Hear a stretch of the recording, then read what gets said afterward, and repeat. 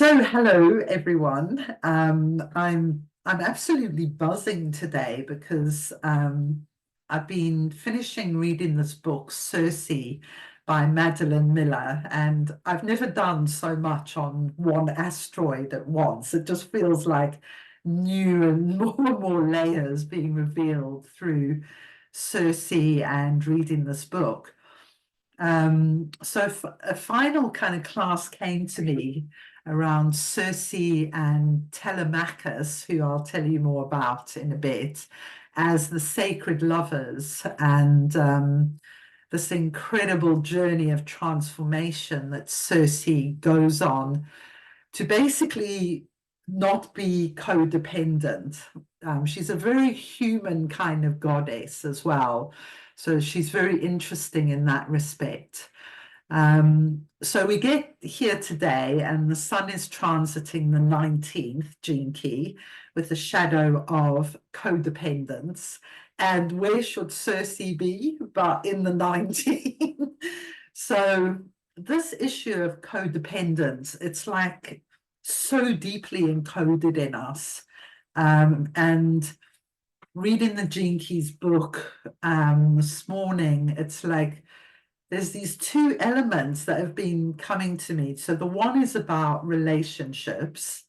But even if we're not in a relationship, it's all about, it might be that we can't manage being in a relationship because we can't break through the coding yet. And we know we can't be in this compromised situation.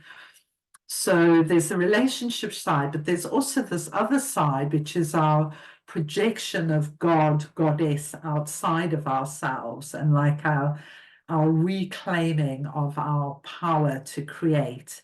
And they both feel very connected to Pluto going into Aquarius. Like this is the new understanding, the new coding that is available, and some of us will get that more gently than others, depending on how urgent, I guess, it is that we kind of really get it. And yeah, so we're under a huge amount of emotional, but also biological pressure in these next few years. Okay, so I've got a presentation. We're going to look at Circe, Telemachus, and some of the other characters that appear in this Ulysses myth. And it's quite interesting in itself because the Odyssey is normally all about Ulysses, the hero, but actually the way it's come out for me is it's all about the female characters, and actually his son Telemachus, who's almost like this anti-hero. His name actually means not going to battle or something like that. So it's like he represents a real recoding of the masculine. And I think that's kind of what fascinates me about the story, is we get in to see both the masculine and feminine at play at the same time. And often I'm either getting the feminine or I'm getting the masculine. So this is like very exciting, actually. So we'll have a look at my presentation, and then be time to share. And actually I was going to also look at astro.com today, so I can show you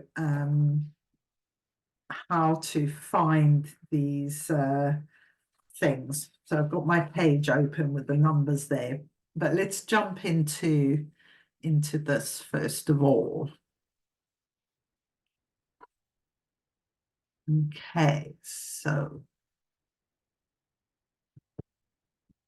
present. I'm having great fun on Canva making these new. Why aren't you opening? Ah, there we go. Present. Okay, so I'm actually going to be doing 4 in a sequence on sacred love, the Aquarian codes. So these are all connected to two figures. So these ones we're doing today are asteroids between Mars and Jupiter. So they're almost like closer into our consciousness. They're easier to get, put it that way, the asteroids. And then the other ones are trans-Neptunian objects, which are much more this kind of indigenous,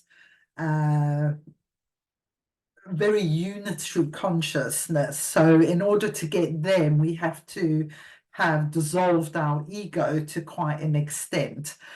But whether we have or not, I think it's really amazing to kind of notice what the universe is setting up out there, if you like what is the coding that is happening right now. So for today, we're going to focus on Circe, Telemachus, Penelope, and Scylla, who are all part of Circe's myth. So Circe, you remember, is a Greek goddess, and her father is the sun god Helios of the old Titan gods, and her mother is a water spirit.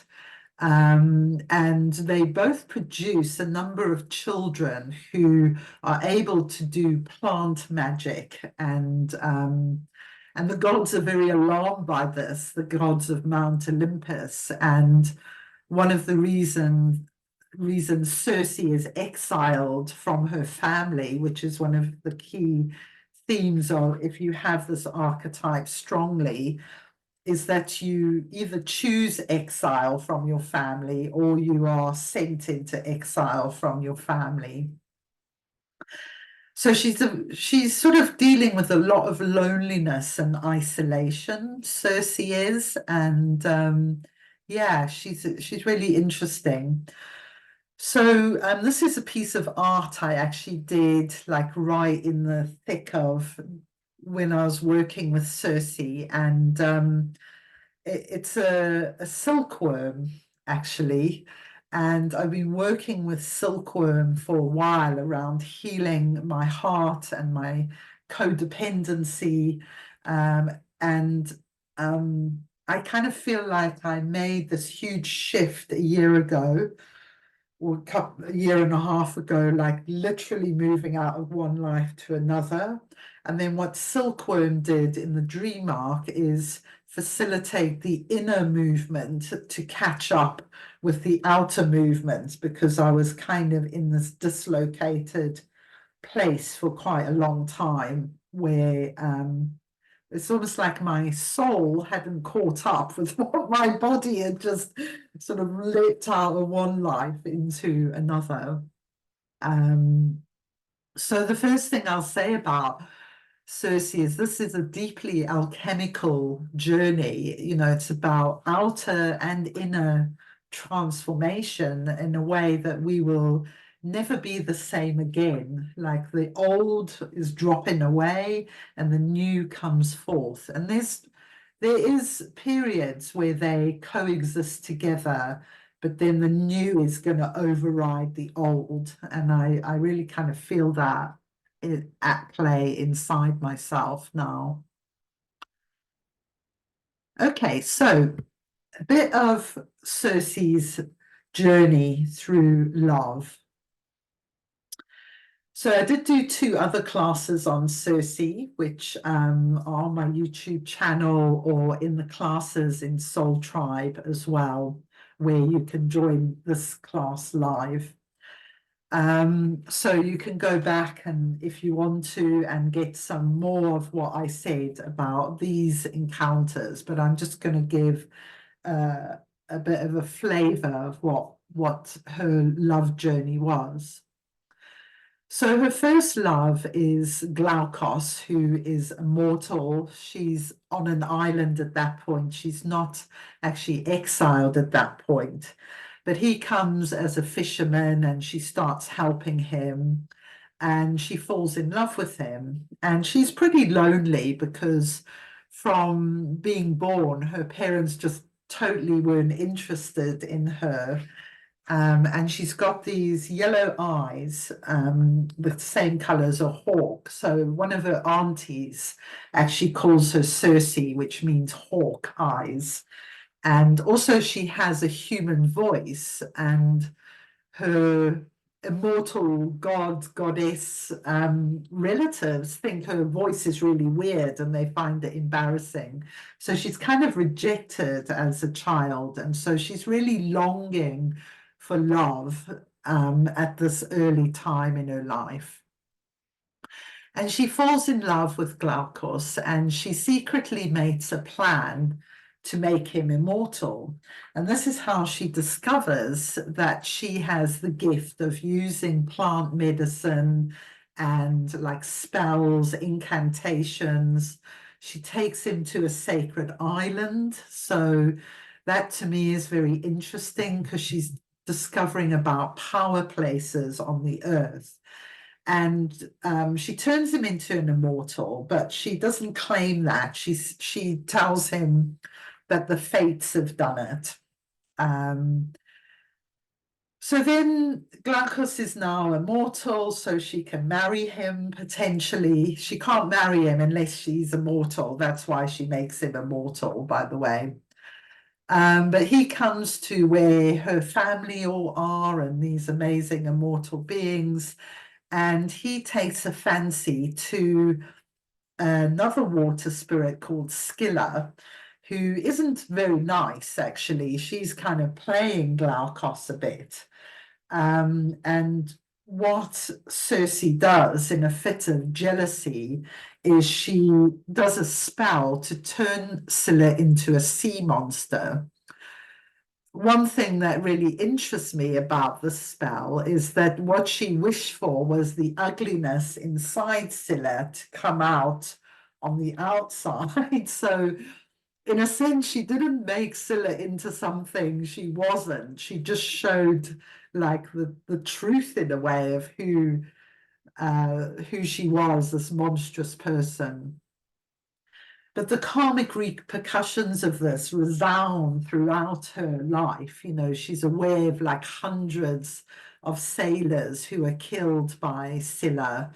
And of course, she's ultimately responsible for creating the sea monster. And it's rests heavy on her heart. And yeah, and in the end, that's the first thing her and Telemachus do when they become lovers, is they go and kill Scylla and end this terrible thing. So it's almost like their union is the right chemistry to bring an end to this monstrous, frightening, deadly violence that Scylla represents, and perhaps also our deepest fears as a sea monster.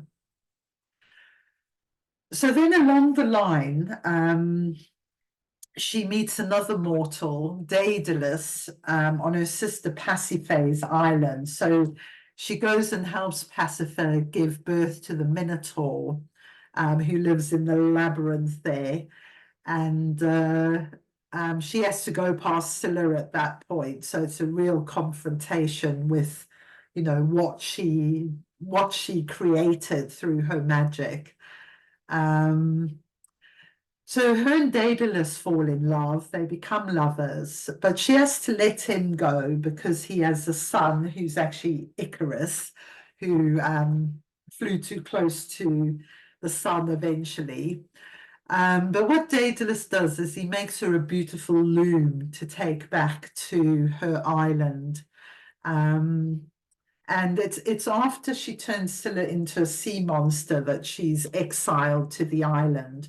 Not so much for doing something wrong, but for actually saying that she used plant magic to do it. And the gods of Olympus did not like that at all, that she was perhaps as powerful as them. So this is also this first time we meet this this thing about, you know, the God program and wanting us to really buy into God being outside ourselves. And Circe actually represents like a reclaiming of our spiritual power. So she meets Daedalus. She's much better behaved with him, and she lets him go, even though she would love him to come and live with us, because she knows it's not the right thing to do. So she goes back to this island, and various sailors turn up there. They drink her wine, they eat her food, and inevitably, when they find out she's alone, this is according to Madeline Miller's book, which I really like. They try and rape her or sexually assault her, at which point she turns them into pigs. And who could blame her? So eventually, Ulysses turns up on her island with his men, and she changes all them into pigs, but she doesn't change him into pigs. He has some protection from Hermes, who's actually her god lover, which is not that keen on him. Yeah, so Ulysses stays for a year on her island. He fixes his boat, and then they set off because he's talking about his wife Penelope and his son Telemachus. And so once again, Circe does the right thing, because she could have put a spell on him to stay, but she didn't. She let him go back to his wife and child. And interestingly, he doesn't go straight home. He ends up on Calypso's island, where he spends another 7 years. And Calypso is not has not got quite as much integrity as Circe, and she does keep him there. So I think that's an interesting kind of comparison. But all along, we can see that Circe is learning about integrity and the right use of sexual magic. And mostly the right use is not to use it, or to use it for the highest intention, like love, bringing out love. And when we do the dream arc on Wednesday, I'm going to show you this little breastplate that Pigeon gifted me on my sacred love altar as part of the Inanna process. So that's a pretty awesome story in itself. But yeah, so this whole time I'm also learning to really purify my intention. You know, if I am using altars and bones and plant magic, to do it with integrity. So one of the issues that's come up actually is the use of Californian sage as being problematic. And yeah, perhaps some of you can speak into this about the use of indigenous plants. In Britain now, it's a bit crazy. You know, there's like a cacao ceremony once a week, or do you know what I mean? It's almost like become very commercial, the way these sacred plants are being used. And it just feels a bit out of whack to me. Okay, so hang on, let me just go back. So Telemachus, she ends up with Telemachus, who is actually Penelope's son, but because she's immortal, she's ageless. So he's a lot younger than her, and he's the son of Ulysses, and he's like an anti-hero. He doesn't want to go to war. He doesn't want to a kingdom of his own. And so he actually chooses to be Circe's long-term lover and to serve the feminine over kingship. And this feels like really key, that the masculine gives up the ego-driven need for power and starts to serve the divine feminine. And it feels like Telemachus actually embodies this transformation of the masculine. And yeah, and it's quite interesting because everyone's like really into Ulysses. Probably most people have never heard of Telemachus, myself included, until this moment in time. Okay, so let's talk about Penelope. So Penelope is the other woman, is Ulysses's wife. So she's left on the Greek island of Ithaca while Ulysses sails off on his adventures. This painting's by John William Waterhouse, who painted Circe 4 times. He was really into her. So what we see here is Penelope is also a weaver. So this is interesting. Circe and Penelope are both weavers. It feels important that they're weavers because they're not just seeing the future, they're creating the future through the sacred act of weaving. And there's been moments that this really connected with Kristen's journey, actually, with the weavers. So that will be good to look at the end. So she has all these suitors after her, Penelope, and you can see them here hanging through windows and trying to get her to marry them, but she doesn't want to, and she basically wants to be left in peace. But she's sort of taken on this archetype of the long-suffering wife who waits for her husband. And I really feel that Penelope wants to change this archetype. She wants to not be waiting around forever for her man to show up. Basically, she wants to get on with her own life and have her own sovereignty. And I had this really like mystical experience of like the unifying within myself of Circe, the lover, if you like, and Penelope, the wife. And it's almost like these two parts of the feminine, the other woman, and myself kind of combined. And it felt really important, a weaving, a healing of the fabric of the sisterhood, where we're kind of pitted against the other women.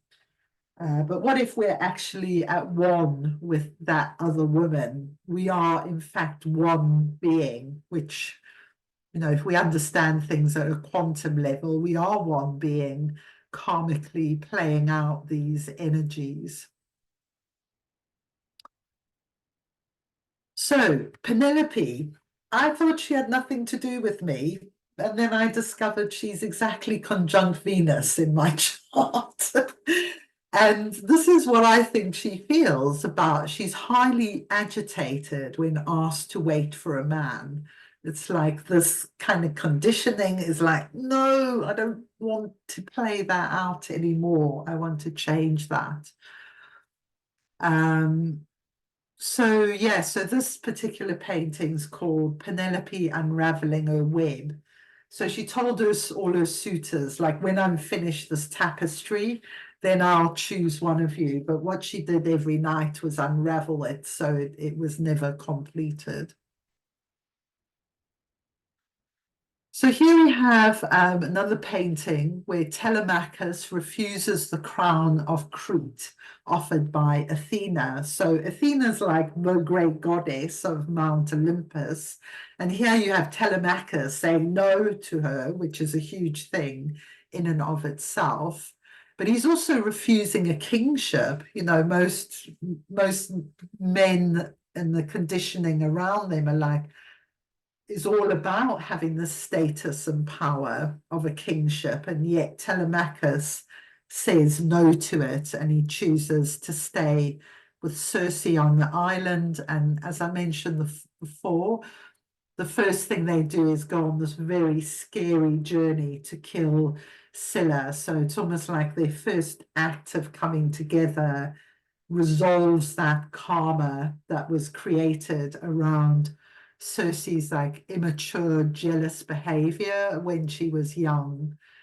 She manages to bring that to peace. Okay, so this is what was going on with the transits a couple of days ago when I looked at it. So Circe we can find on Taraka.io, which is really useful website because it has both the gene key and the place in the zodiac. So at the moment, Circe is at 12 degrees Aquarius, 48. Well, she would have moved slightly by now, which is gene key 19, line 6, and the sun is in the 19.2 today.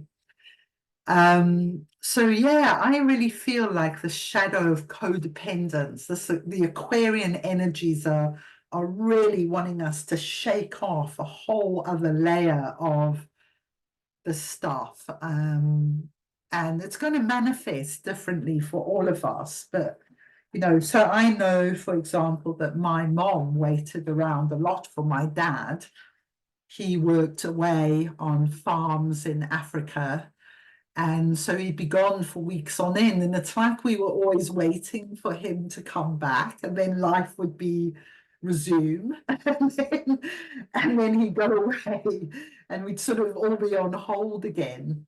And the kind of learning to live in a way of sovereignty as a woman. Yeah, and I think, you know, look at how many single mothers there are. Women have been forced one way or another to do this. And I know some of you here are married to people who work away and do that very well, like have your own life, your own work. And so I'm not saying this is something very new to right now. I'm saying it's like a coding for the Aquarian age, but I think it's going to become more intense.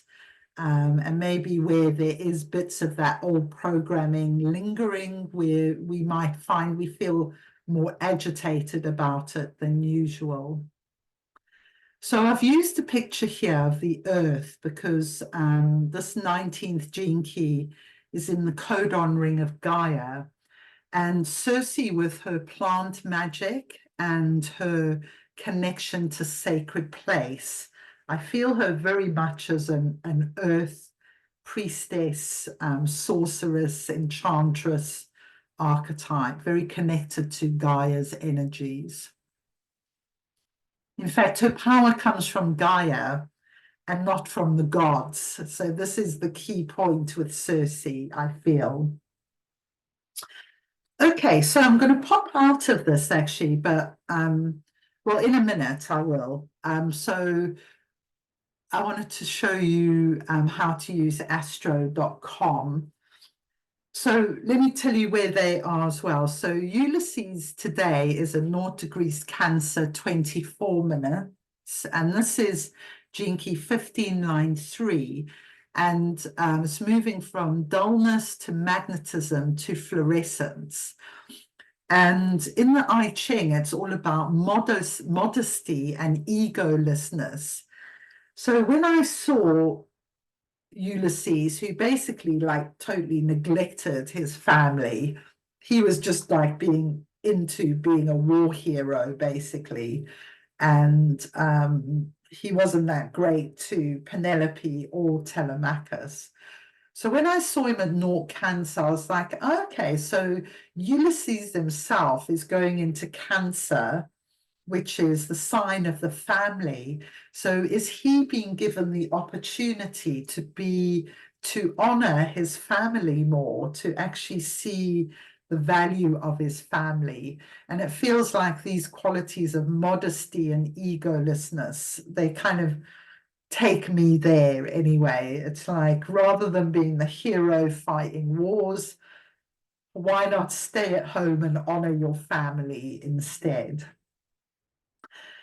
So Telemachus is at 13 Cancer, line 4. He didn't get on at all with his dad, Ulysses. He was neglected, and Ulysses basically thought he was a total wimp. So he's at 39.4. This is a real warrior energy, the 38 and 39, and it moves from provocation to dynamism to liberation. So it's interesting that Telemachus, who whose name actually means to be far away from battle, is the one rising in the spiritual warrior energy of liberation. And the liberation comes through serving the goddess and the divine feminine energy rather than the kind of ego, war-driven, violent energy that is the other side of this equation, if you like.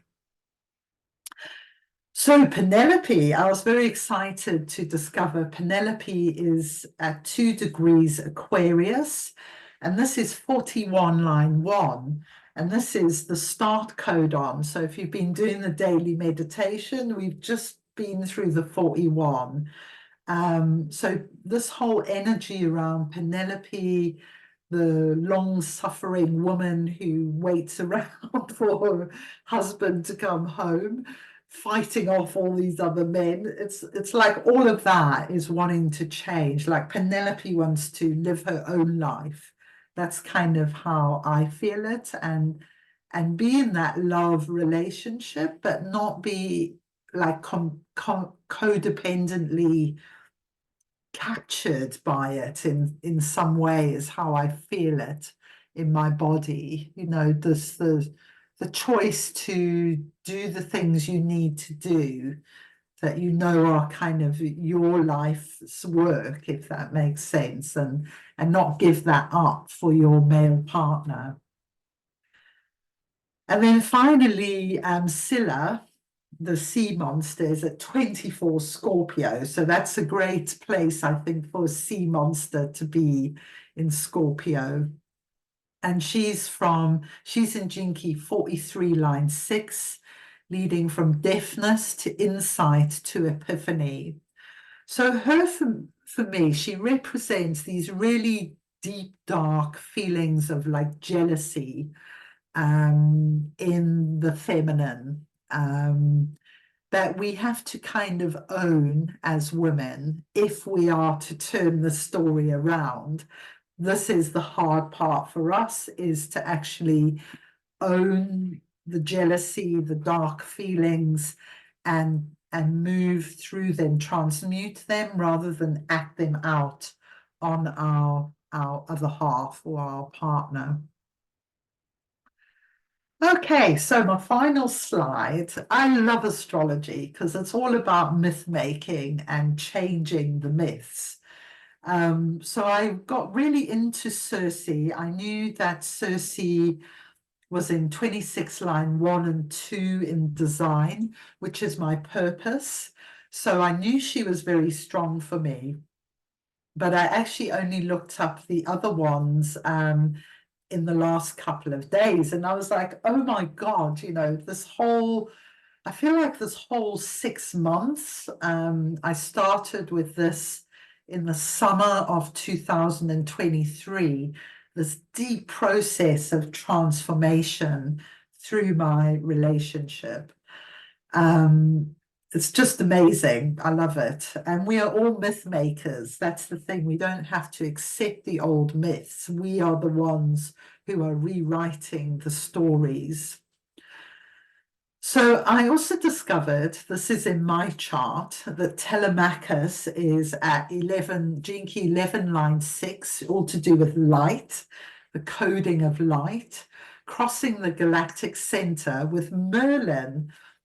So those of you on this journey with me for a while will remember that back in the summer, the story actually started with Nimue, the weaver, and Merlin, who she locks in a glass tower. And it's a mirror of the story of Circe and the priestess as an initiator of the masculine, transforming immature sexual behavior in the masculine and the feminine, really. So the biggest surprise, though, for me was Penelope, because I was like, I'm Circe, I'm not Penelope. And I actually said that to my partner, I'm not Penelope. That's how far away I am from this archetype. but then discovering she's exactly conjunct my Venus, and leading, which is the 28, which moves from purposeless to totality to immortality. So the last Inanna Gate we went through was timelessness, and it's just been amazing, like the agitation I feel around time. And I'm like, oh my God, it's perfect. You know, I'm basically being asked to be timeless, but what is coded into me is this waiting and agitation. So I've really had to be working with that very strongly. I'm interested to hear if anyone else is having this experience as well, because it might just be me. I've got this very strong. Although normally when I'm getting things, it tends to be for the people around me as well. Okay, so we'll stop sharing that for the moment. I'm just going to quickly take us into astro.com, because I know a few of you haven't quite figured out how to use it yet. And it's such a great website. So, so usually my first port of call, what? I don't want, it keeps putting me on some dress up thing. Astro.com, that's it. Okay, here we go. Okay, I'm going to share this. This is how to find your thing. So as I say, I usually use Taraka.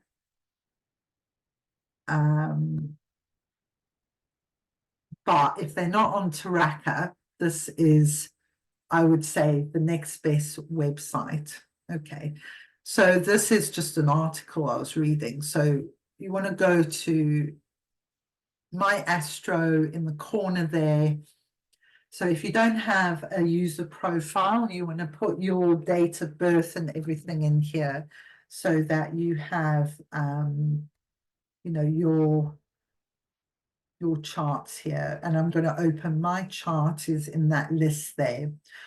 So as this opens, it takes us to these here, and we want to click on the extended chart selection there.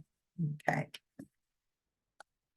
And here, down here in a box is where you want to manually put in some of these numbers. So I'll put in 15913, that's Telemachus. I'll put in 34, that's Circe. 201 is Penelope. And Scylla, we can do here as well. 155. And we can do Ulysses here as well, is 1143. Okay, and then you're going to click on show chart over there. So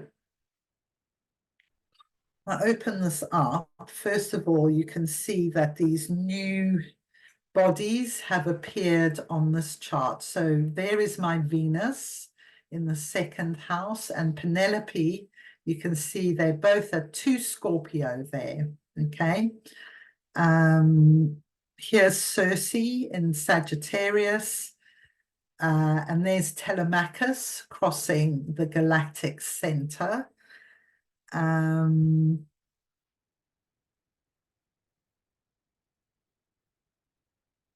seeing where the other ones. Okay, so it hasn't come up with all of them because I've got too many in the box. So if it doesn't give you all of them, you have to kind of put less in the box. And then down here in the information, you can see it'll give you the exact information there. So Telemachus is at 28 Sagittarius, 6 minutes. Circe is at 17 Sag, 6 minutes. Penelope is at 2 Scorpio, 55 minutes. So that is how you use astro.com. And then if you want to convert that to Gene Keys, you can email me and ask me for what's called the HD synthesis. It's a PDF that I have shared with some of you. And then you can work out what gene key is the exact part of the zodiac. And then you will have that information.